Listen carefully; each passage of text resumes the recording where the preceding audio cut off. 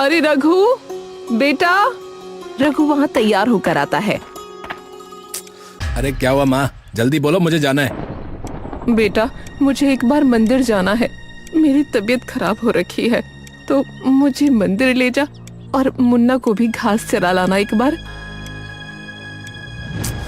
अरे माँ, मेरे पास इतना वक्त नहीं है, मुझे अपने दोस्तों से मिलने जाना है। मेरे आने के बाद चल पड़ेंगे ना। पर बेटा तब तक। रघुनाथ बिना अपनी माँ की बात सुने वहां से निकल जाता है। रघु। शांति मजबूरी में वहीं बैठी रह जाती है और अपने पति की तस्वीर की ओर देखने लगती है। कोई बात नहीं, बच्चा है, जाना होगा कहीं।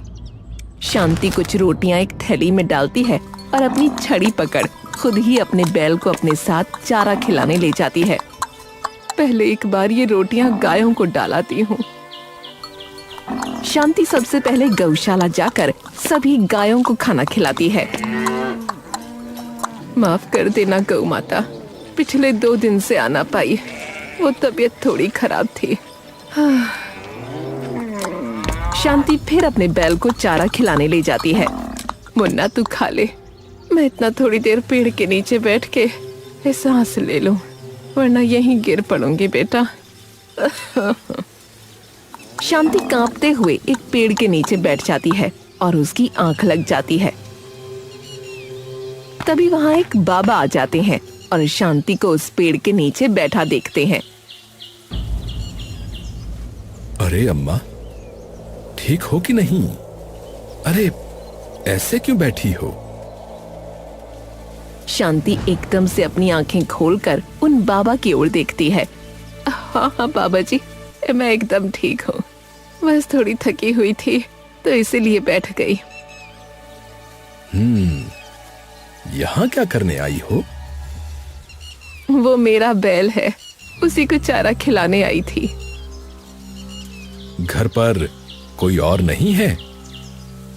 एक बेटा है, पर उसे कहीं जाना तो था, इसीलिए। वो बाबा तभी शांति के पास बैठ जाते हैं और अपने थैले से एक डोली निकालते हैं। पानी पियो पहले आप, आपकी तबीयत ठीक नहीं लग रही। बाबा अपनी डोली में से शांति को पानी पिला देते हैं। वैसे बैल को तो बाद में भी खाना खिला सकती थी अम्मा आप। नहीं नहीं बाबा जी, ये बैल नहीं बल्कि मेरा दूसरा बेटा है। जब छोटा सा था तब मेरे पति इसे लाए थे घर, तब से इसे खिलाना नहलाना सब मैंने किया है। मेरे बेटे से ज्यादा है ये मेरे लिए, हमेशा मेरे साथ रहता है। इसके अलावा वैसे और कोई धर्म कर्म का काम भी करती हो आप? हाँ, रोज गौशाला जाकर सभी गायों को रोटी खिलाती हूँ। और आपका पहला बेटा? वो थोड़ा सा काम में रहता है, इसलिए ज्यादा मदद नहीं कर पाता, पर बहुत मेहनती है वैसे। हाँ, अभी भी कोशिश कर रहा है कि उसकी नौकरी लग जाए। ठीक है, पर याद रखना अम्मा, बेटा भी बेटा जन्म से नहीं, उसके कर्म से कहलाता है। बाकी आपका अपने बैल से प्रेम देख के आज मेरा मन प्रसन्न हो गया। चलिए फिलहाल मैं चलता हूं, हम एक बार पुनः मिलेंगे। आपको कैसे पता? सब कर्मों का खेल है अम्मा, स्मरण रखना। शांति अपने बैल को वापस ले जाती है और घर पर बैठकर काफी देर तक रघुनाथ का इंतजार करती रहती है। रात हो जाती है लेकिन रघुनाथ अभी तक नहीं आया होता। कहाँ रह गया? तभी रघु घर के अंदर घुसता है। हे बेटा, कहाँ रह गया था तू? अरे अरे बताया तो था, दोस्तों के साथ जा रहा हूँ। अच्छा ठीक है, तू खाना खाने बैठ जा, मैंने तेरे लिए रोटी बनाई हुई है। अरे मैं खा के आया हूँ, और हाँ मेरी नौकरी लग गई है। क्या सच में? शांति खुश होकर उसके गले लगने लगती है। तभी रघु उनका हाथ पकड़कर उन्हें पीछे कर देता है। हाँ बस बस, परसों निकलना है दिल्ली के लिए। क्या इतनी दूर? हाँ तो इस गांव में थोड़ी नौकरी मिलेगी। तो वहीं रहेगा तू? और क्या, यहाँ रहूंगा? अरे जाना ही पड़ेगा। तो फिर मैं यहाँ कैसे रहूंगी? अरे तो हाथ पैर चलने थोड़ी बंद हो गए, ये रह लेना, बुला लूंगा कुछ महीनों में। पर अरे माँ, बहुत नींद आ रही है मुझे, सोने दो ना मुझे अब।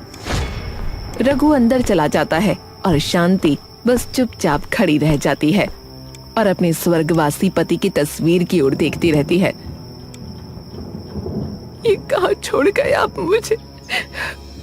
2 दिन बाद, बेटा तू तैयार भी हो गया? हाँ वो ट्रेन है तो निकल रहा हूँ। रुक जा, मैं दही शक्कर बना देती हूँ बेटा, वो खा के जाना शगुन के लिए। अरे माँ, इतना वक्त नहीं है ना, जाने दो मुझे। रघु बिना एक बार भी अपनी माँ की तरफ देखे वहाँ से चला जाता है। बेटा सुन तो। रघु बिना मुड़े बस चलता जाता है। शांति आंखों में आंसू लिए अपने बैल को जाकर नहलाने लगती है। अब तो एक तू ही बेटा रह गया है मेरा मुन्ना। शांति बैल को नहलाकर वापस घर आ जाती है और फिर से गौशाला की गायों के लिए रोटी बना देती है और वहाँ चली जाती है। अरे काकी नमस्ते। नमस्ते बेटा। अरे रास्ते में अभी वैसे रघु मिला था काकी, बता रहा था शहर जा रहा है। हाँ बेटा, वो नौकरी लग गई है उसकी। अच्छा अच्छा, लेकिन अब आपका ध्यान कौन रखेगा? नहीं नहीं बेटा, वो कह रहा था कि थोड़े महीनों बाद मुझे भी अपने पास बुला लेगा। अरे काकी, तुम समझ क्यों नहीं रही हो? वो नहीं बुलाएगा। आपकी तबीयत खराब होती थी तो कभी अस्पताल भी नहीं लेके जाता था वो। काकी आप समझो, वो अब नहीं आने वाला। नहीं नहीं, ऐसा नहीं है, वो जरूर आएगा। काकी पर अरे मैंने कह दिया ना कि आएगा। शांति गुस्से में वहां से चली जाती है और फटाफट सभी गायों को रोटी खिला के वापस आ जाती है।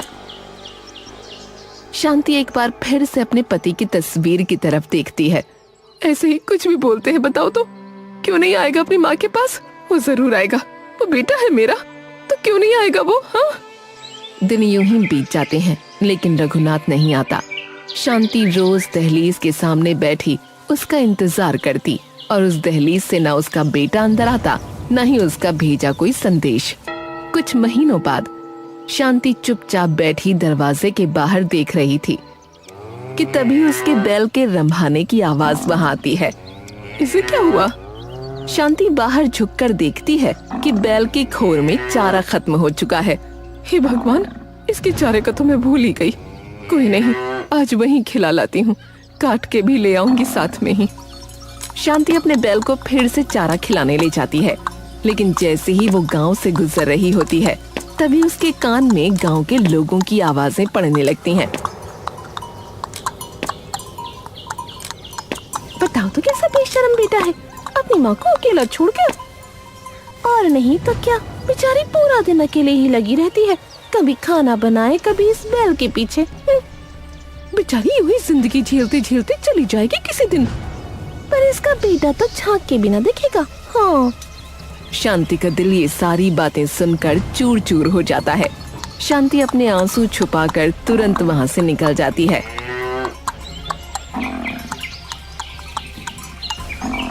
शांति पेड़ के नीचे बैठकर सुबक सुबक कर रोने लगती है।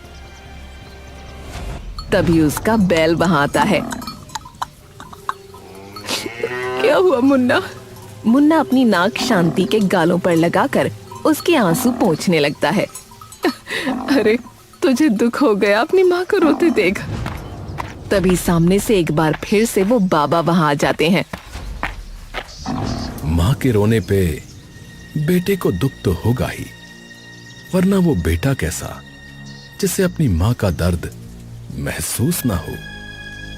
अरे बाबा जी आप? मैंने कहा था ना कि हम पुनः मिलेंगे। क्या हुआ, आप रो क्यों रही हो? शांति उन्हें सारी बात बता देती है।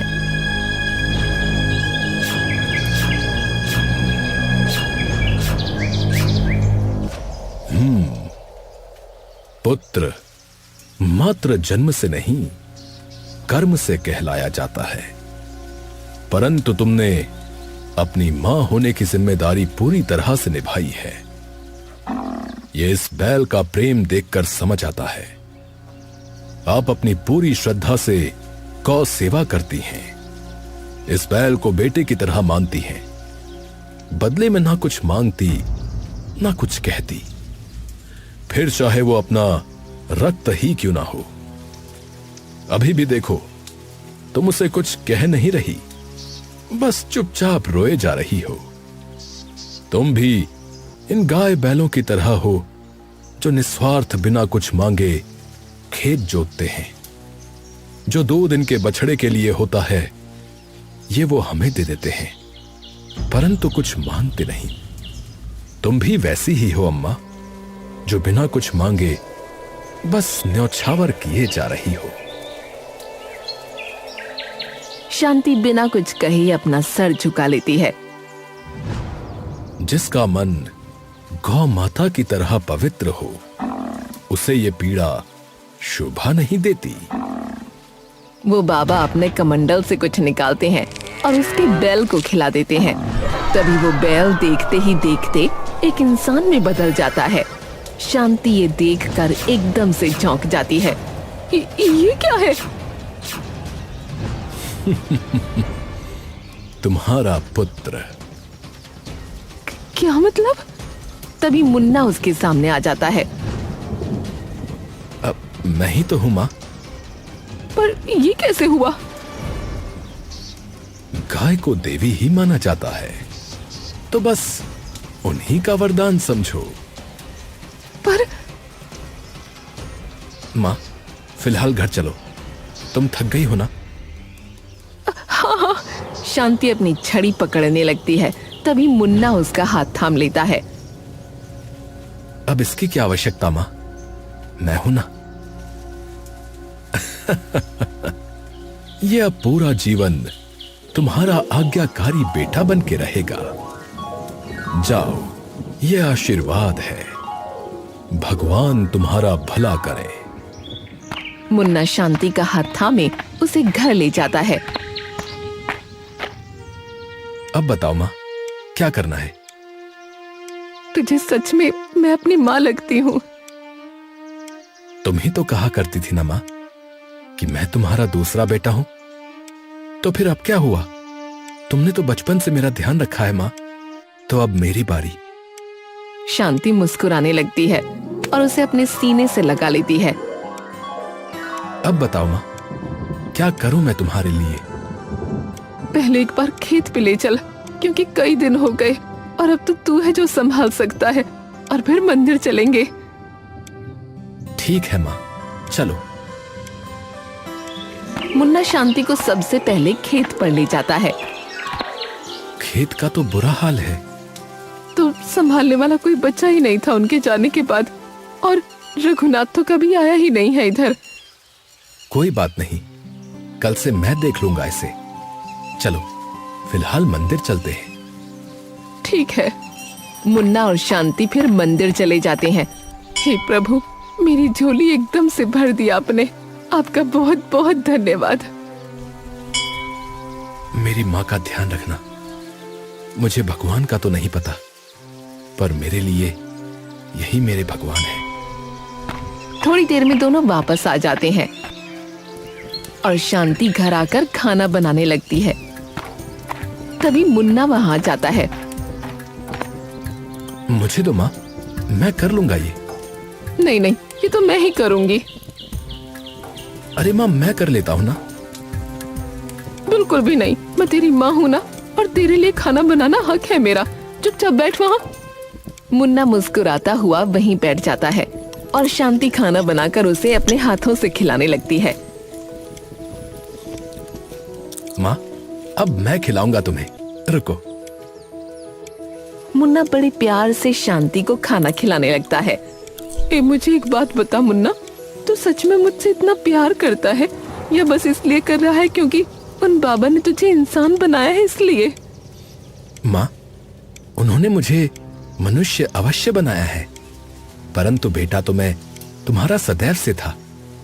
उन्होंने थोड़ी कहा है कि मुझे यह करना पड़ेगा। उन्होंने तो मुझे मात्र इंसान बनाया, क्योंकि उन्हें पता था कि मेरी इस मां को कितना प्यार करता हूं मैं जो कह रहा हूं वो अपनी मर्जी से कह रहा हूं मां, और करता रहूंगा।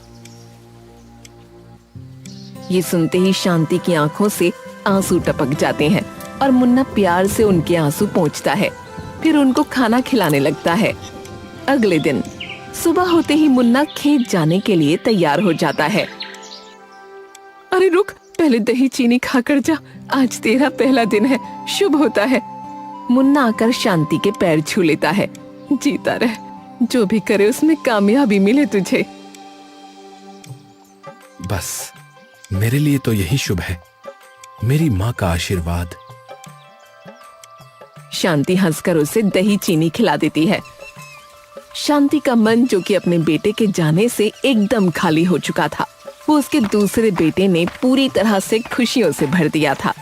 दिन महीनों में बदल जाते हैं और महीने सालों में, लेकिन मुन्ना शांति को किसी भी चीज की कमी नहीं आने देता। कई सालों बाद, सुन मेरी बात ध्यान से बेटा। नहीं नहीं मां, तुम ये नहीं कर सकती, तुम नहीं जा सकती मुझे छोड़ के। मैं कहां जाऊंगा तुम्हारे बिना? मेरा तो कोई भी नहीं है इधर तुम्हारे अलावा मां। अरे मेरे राजकुमार, मेरे लाडले, तू तो श्रवण है मेरा। तू भूल गया अपना पहला रूप बैल का, मन का सच्चा और किसी पवित्र घाट के पानी की तरह एकदम साफ। तो तुझे कौन पसंद न करेगा? तुझे तो हर कोई पसंद करेगा। नहीं मां, नहीं, मुझे हर कोई नहीं चाहिए मां, मुझे तो बस आप चाहिए, बस आप। रुक जाओ मेरे लिए मां। पर मैं तो तुझे देखती ही रहूंगी ऊपर तारों में बैठी। तो देख लेना मुझे जब भी याद आऊं। पर आसमान में तो अनगिनत तारे हैं ना मां, मैं कैसे ढूंढूंगा तुम्हें? और बस उसी पल शांति अपनी आखिरी सांसें ले अपने बेटे को अलविदा कह जाती है। मुन्ना आंखों में आंसू लिए हाथ में मशाल लिए आता है और उनकी चिता को अग्नि दे उन्हें आखिरी विदा दे देता है। अगले जन्म में मुझे अपनी कोख से जन्म देना मां, ठीक है? अब मुन्ना हर दिन बस अपने घर पे बैठा अपनी माँ की तस्वीर की ओर देखता रहता था और उम्मीद करता था कि शायद वो वापस आ जाए। माँ, मैं कहाँ जाऊं माँ, बताओ ना। मुन्ना कुछ देर तक यूं ही बैठा रहता है और फिर उठकर वहाँ से चला जाता है।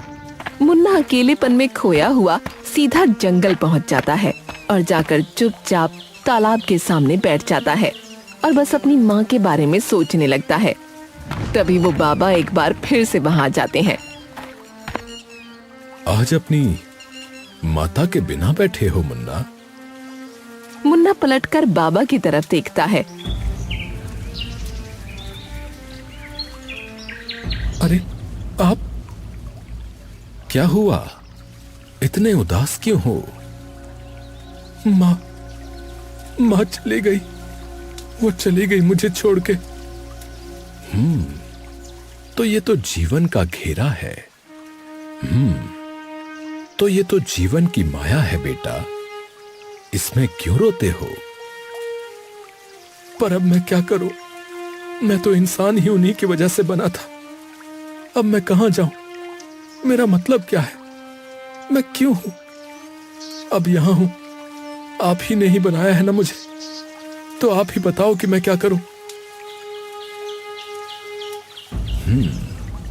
तुम्हें क्या लगता है, जो इस धरती पर आए हैं उन्हें क्या पता होता है कि वो क्यों आए हैं? वो भी इसी मझधार में फंसे हैं। जीवन के भाग्य बताया नहीं जाता, ढूंढा जाता है बेटा, और तुम्हें भी ढूंढना ही पड़ेगा। अपनी मां के आशीर्वाद पे भरोसा रखो। वे भले ही अब नहीं हैं, परंतु उनकी मांगी मन्नतें तुम्हारे साथ सदैव रहेंगी बेटा। तुम बस चलते रहो और रास्ता अपने आप तुम्हें दिख जाएगा। और बस इतना कहकर वो बाबा भी वहाँ से चले जाते हैं और मुन्ना भी घर वापस आ जाता है। लेकिन जैसे ही वो घर आता है तभी उसे दिखता है कि सामने शांति का बेटा रघुनाथ खड़ा है और उसके साथ कई लोग भी खड़े हैं। अरे आप लोग कौन हैं? अरे तू कौन है ये बता। ये मेरा घर है। हैं? ये तेरा घर कैसे हुआ? ये मेरा और मेरी माँ का घर है। अरे आप रघु भैया हैं? पर तू कौन है और तेरा घर कैसे हुआ? ये घर पहले मेरे पिता के नाम पे था और फिर माता के नाम पे और अब मेरे नाम पे होगा। पर मैं यहीं रहता हूं। वो मेरी भी माँ की तरह थी, एक तरीके से माँ ही थी मेरी। अरे पटवारी जी आना जरा। देखो भाई, तुम्हारे पास कोई कागजात हैं जो ये सिद्ध कर सकें कि तुम उनके कोई रिश्तेदार या कोई गोद लिए हुए बेटे हो? नहीं। तो फिर ये घर इनका है। चाबी दो मुझे अभी के अभी। पर रघुनाथ उसे धक्का देने लगता है। अबे चाबी दे घर की। मुन्ना डरकर उसे वो चाबी दे देता है। चल अपना सामान ले और अभी के अभी निकल यहाँ से, चल। मुन्ना बिना कुछ कहे अपना सामान लेकर निकल जाता है। अब इस घर के अच्छे पैसे मिलेंगे।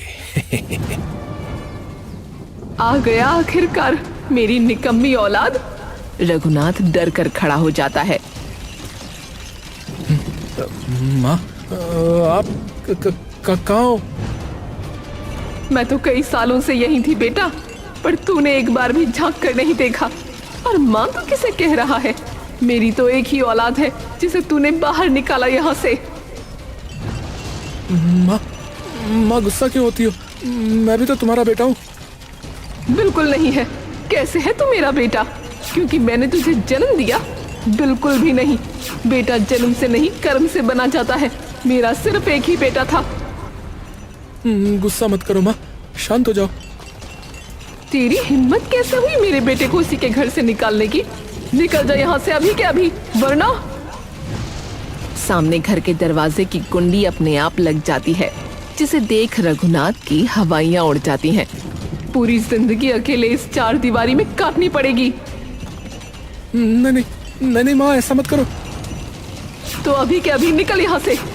रघुनाथ तभी के तभी दुम दबा कर वहाँ से निकल जाता है। वहीं दूसरी ओर मुन्ना काफी देर तक रोता हुआ गांव में भटकता रहता है। माँ ये क्या हो रहा है? माँ मुझे अपने पास ही बुला लो ना माँ। तभी उस बाबा के कहे शब्द मुन्ना के कानों में कहीं दूर से गूंज उठते हैं। अपनी माँ के आशीर्वाद पे भरोसा रखो।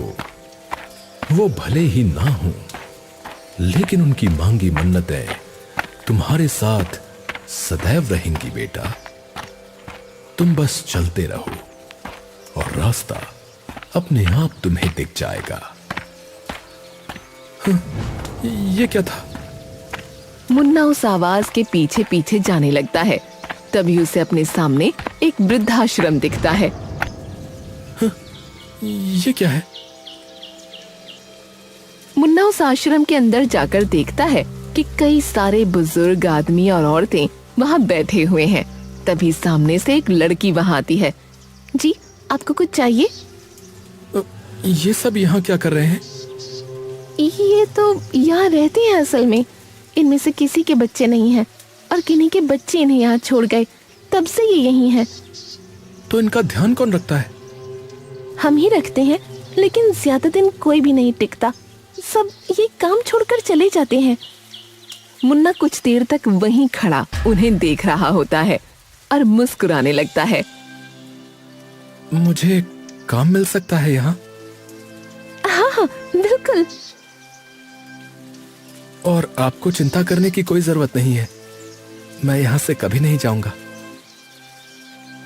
धन्यवाद माँ, बहुत बहुत धन्यवाद।